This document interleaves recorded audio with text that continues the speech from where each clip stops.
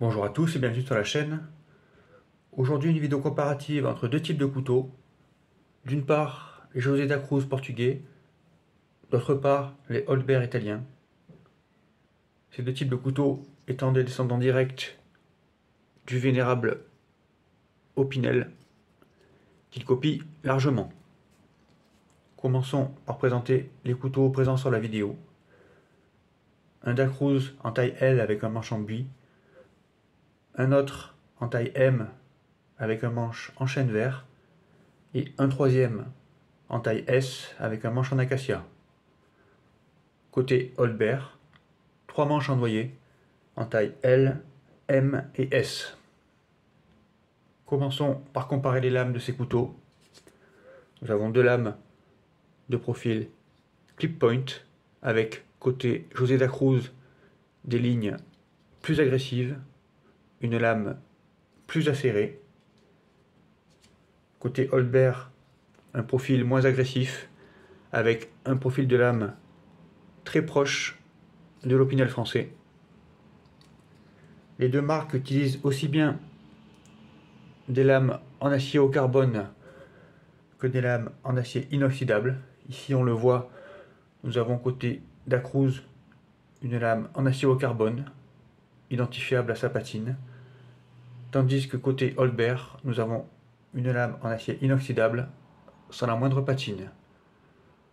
En termes de pouvoir de coupe, je donnerai un avantage au da Cruz et sa lame en acier au carbone, tandis que la lame de l'Holberg, confectionnée avec un acier inoxydable entrée de gamme, est certes tranchante, mais tiendra moins le fil sur la durée.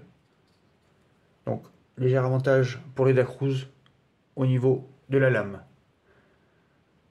Au niveau de la virole, nous avons côté da Cruz une virole assez proche de celle de l'Opinel. On le voit à la différence qu'elle ne permet pas de verrouiller la lame en position fermée. L'atout de la lame du da Cruz, c'est d'une part sa finition diamantée qui forme de très jolis motifs et surtout sa matière, le laiton qui, comme on le voit, patine très rapidement avec des couleurs qui apparaissent dès les premières utilisations. Côté Holberg, nous avons ici une virole très différente de l'Opinel et du da Cruz, qui permet un verrouillage de lame aussi bien en position ouverte qu'en position fermée.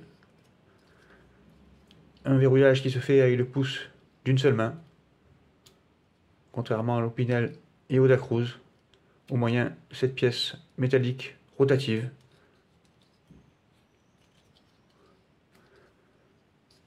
Une virole également en laiton, qui patine rapidement comme on le voit, passant d'une couleur dorée à une teinte brune du plus bel effet.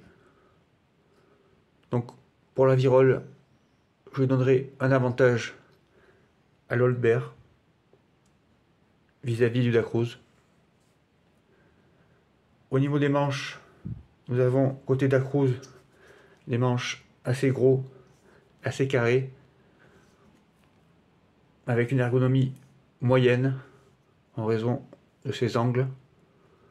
En revanche, les José da Cruz peuvent être dotés de manches en une multitude de matières, que ce soit les bois avec le buis, le chêne, le palissandre, mais aussi, ce qui est possible, c'est du bois de cerf, qui donne des modèles tout à fait sympathiques.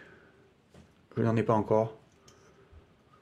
Donc, côté da Cruz, un manche à l'ergonomie moyenne, mais avec une grande variété d'essences de bois. Côté Holberg, nous avons des manches avec seulement 2 bois disponibles, le noyer et l'olivier. Ici, un manche en noyer très ergonomique, très bien pensé, avec des lignes qui viennent épouser la forme de la main. Donc un plus pour l'ergonomie de l'Holbert vis-à-vis du Dacruz. En revanche, moins d'essence de bois disponible pour ces manches.